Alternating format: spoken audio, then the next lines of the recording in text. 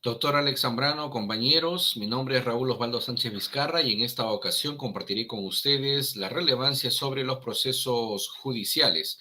Vamos a iniciar rápidamente entonces señalando cuáles son estos procesos en el ámbito laboral, civil, tributario, penal y constitucional. Iniciamos con los procesos laborales.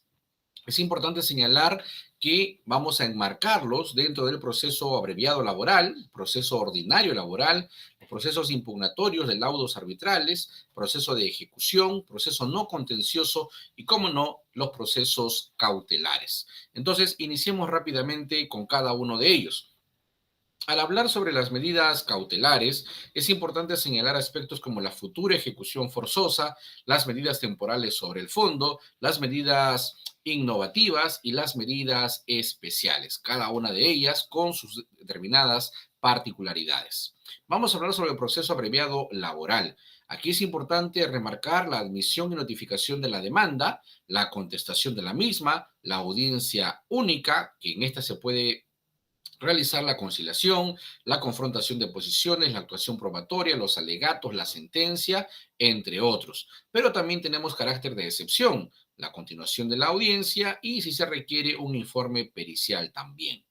En el proceso ordinario tenemos que remarcar desde la demanda, la contestación de la misma, la audiencia de juzgamiento y la notificación, con los respectivos días entre cada una de estas fases que la ley señala con claridad. Sobre el proceso de impugnación de laudos arbitrales económicos, es importante remarcar la notificación del laudo arbitral, la presentación y admisión de la demanda, el emplazamiento y contestación de la demanda, los alegatos, sentencia y la notificación respectiva. Sobre el proceso de ejecución en materia laboral, es importante señalar diversas aristas, como las resoluciones judiciales, las actas de conciliación judicial, los laudos arbitrales firmes, las resoluciones de la Autoridad Administrativa de Trabajo firmes que reconocen ciertas obligaciones, el documento privado que contenga una transacción extrajudicial, el acta de conciliación extrajudicial privada o administrativa y la liquidación para cobranzas de aportes previsionales del sistema privado de pensiones. Esto es importante y para los títulos ejecutivos el proceso de ejecución solo puede ser promovido por un sujeto que cuente con un título ejecutivo. Sobre el proceso no contencioso, hay 5 aspectos relevantes: la consignación, la contradicción, el retiro de la consignación, la autorización judicial para ingreso al centro laboral y la entrega de documentos, así lo señala la norma vigente. Vamos ahora con los procesos constitucionales. Aquí podemos hablar sobre un esquema del proceso de amparo, por ejemplo. Se inicia con la demanda, esta podría ser inadmisible, por ejemplo, o podría ser admisorio con fecha para audiencia única en plazo máximo de 30 días. Si es en el primer escenario, se traslada al demandante para que pueda subsanarse o en caso que no se subsane, se declara improcedente, va a la apelación y trámite en sala. Pero si es admisorio, hay un traslado al demandado por 10 días, hay una contestación con o sin excepciones y hay un traslado al demandante de la contestación o puede prescindir de la audiencia si la demanda es improcedente, es decir, es igual a una sentencia de improcedencia, o el acto lesivo es manifiestamente ilegítimo, es decir, ya una sentencia fundada. Entonces va a depender de la situación que se presente en el proceso de amparo.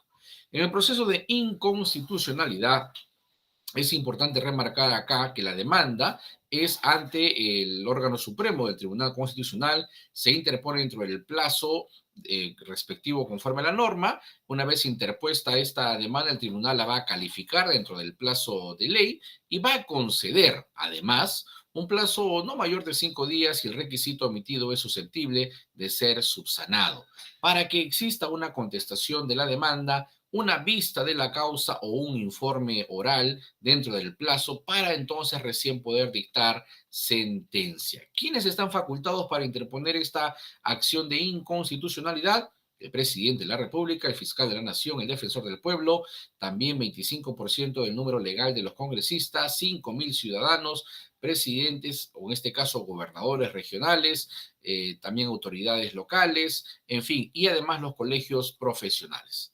Esquema del proceso de acción popular.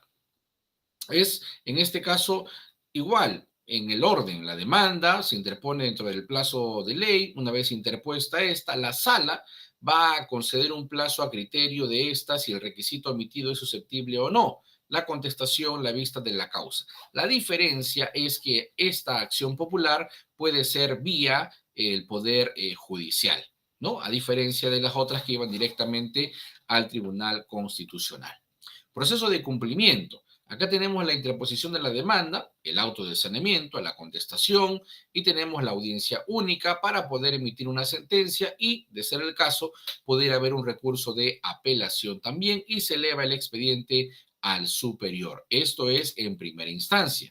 Pero en una segunda instancia, ya en la sala civil superior, hay una expresión de los agravios por el apelante, hay un traslado de esa expresión de agravios, está la sentencia que declara infundada o improcedente para el recurso de agravio constitucional.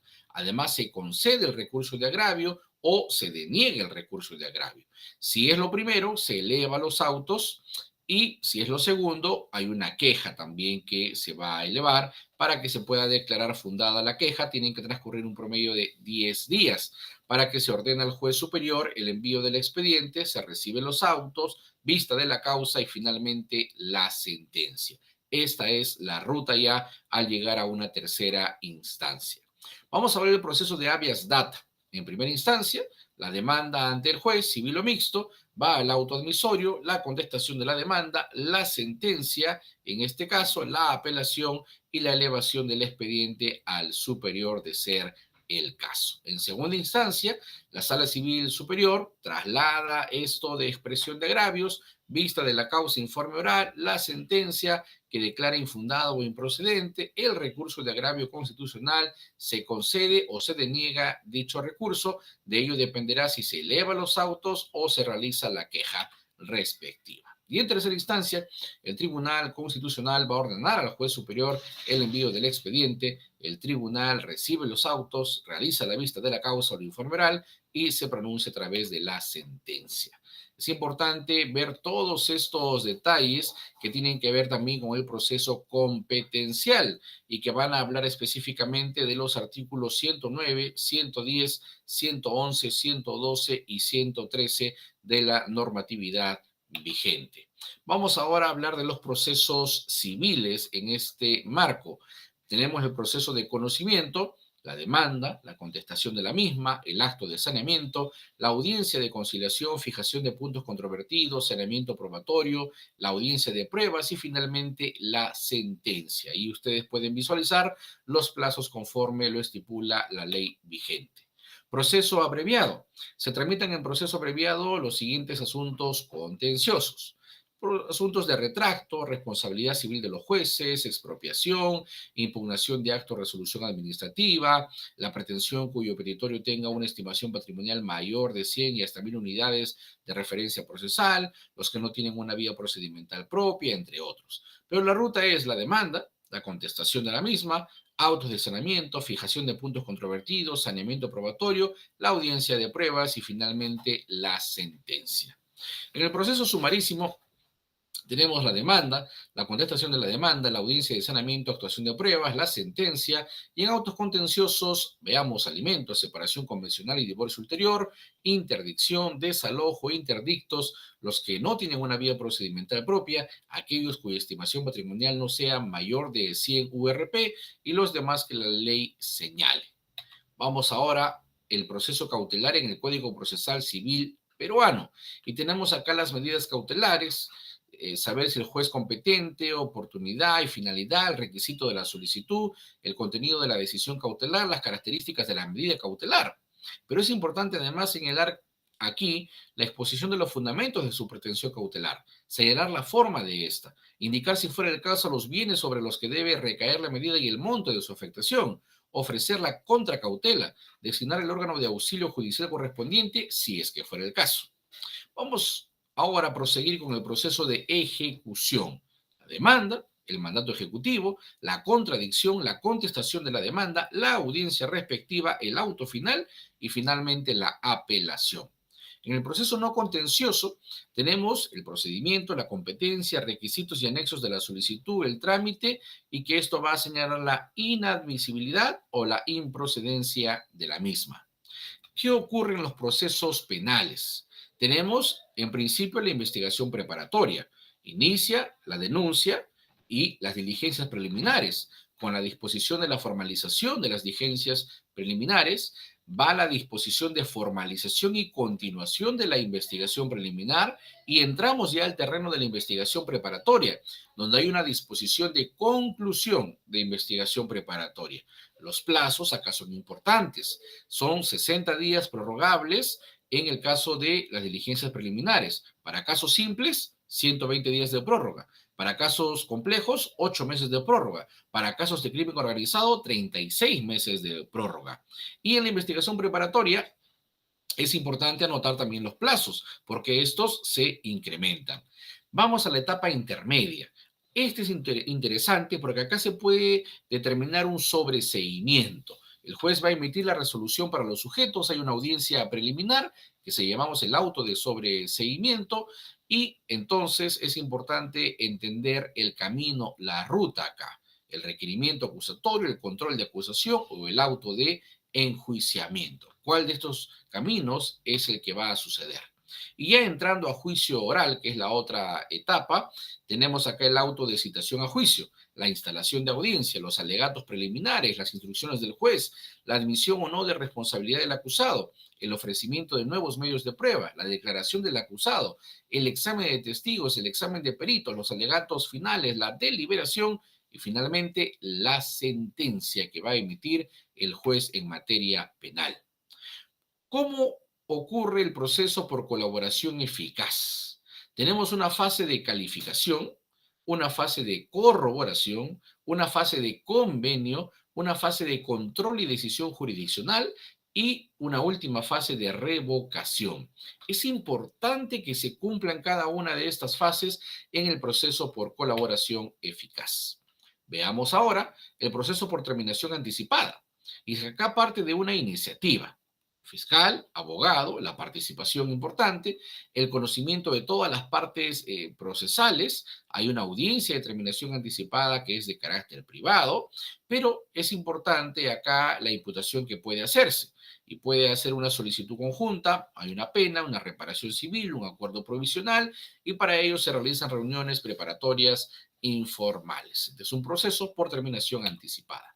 En el proceso de seguridad, es cuando el fiscal, luego de haber dictado resolución prevista en el artículo 75 o al culminar la investigación preparatoria, va a considerar que solo corresponde imponer al imputado una medida de seguridad, así, de manera puntual, y que son aplicables las disposiciones del título cuarto del libro primero del Código Penal. Entonces se realizarán las actuaciones de investigación, estas son imprescindibles y si estima que estas han cumplido su objeto. Entonces, es importante esta disposición en el proceso de seguridad. Además, podemos tener acá un informe pericial, obviamente, sujeto a apelación, la solicitud del proceso de seguridad, la incoación al proceso de seguridad también, y naturalmente el juicio oral, la sentencia y, claro está, susceptible de apelación. Proceso por faltas, la denuncia, la investigación policial, el auto de situación a juicio, la audiencia, pudiera haber conciliación y acuerdo de reparación, la sentencia y finalmente la apelación, como en todos los casos. En el proceso inmediato, el fiscal va a señalar si es casos de flagrancia, de confesión sincera, suficiencia conviccional u omisión a la asistencia familiar o peligro común. Entonces, el juez de la investigación de preparatoria va a convocar una audiencia para que pudieran existir medidas coercitivas, principio de oportunidad, acuerdo preparatorio, terminación anticipada, procedencia de proceso inmediato, en fin. Y hay una acusación fiscal, naturalmente, ante cada caso que es particular. Proceso por delito de ejercicio privado de la acción privada. Si no se hace, dice archivo de la querella, por ejemplo. Si hay una querella, hay una subsanación, hay una resolución de admisión, ojo, traslado a la otra parte, hay un auto de situación de juicio, una audiencia y naturalmente una sentencia. ¿Qué ocurre en los procesos tributarios? Hay procedimiento de cobranza coactiva, notificación de la resolución de ejecución coactiva, interposición de medida cautelar, inicio de esta ejecución forzada y también pudiera haber una suspensión. Entonces es importante este procedimiento. Pero además el procedimiento contencioso tributario, porque existe la presentación de reclamación ante el órgano que emitió el acto a reclamar, pago previo, por ejemplo, o no cumple con los requisitos. Entonces, habría que ver en cuál de las circunstancias y esto merecería una subsanación y en caso que se declare no inadmisible. Pero podría haber el otro camino, que es la admisión del recurso, y entonces hay una fase probatoria debidamente. En el proceso o el procedimiento no contencioso, perdón, hay un trámite de solicitudes no contenciosas y también en el caso de la impugnación. En el primero, las vinculadas a la determinación de la obligación tributaria deberán ser resueltas y notificadas en un plazo no mayor a 45 días. Tratándose de otras solicitudes no contenciosas, serán resueltas según el procedimiento regulado en la Ley de Procedimiento Administrativo General, es decir, la Ley 27.444. Y si se trata de la impugnación, las resoluciones que resuelven las solicitudes serán apelables ante el Tribunal Fiscal. En caso de no resolverse dichas solicitudes en el plazo máximo de 45 días hábiles, el deudor tributario puede interponer recurso de reclamación dando por denegada su solicitud. Entonces, hemos podido ver cada uno de estos procesos judiciales en el ámbito laboral, civil, penal, constitucional y, como no, también tributario. Agradecido por su atención, doctor, compañeros. Han sido ustedes muy amables por acompañarme en este tiempo de exposición. Muchas gracias.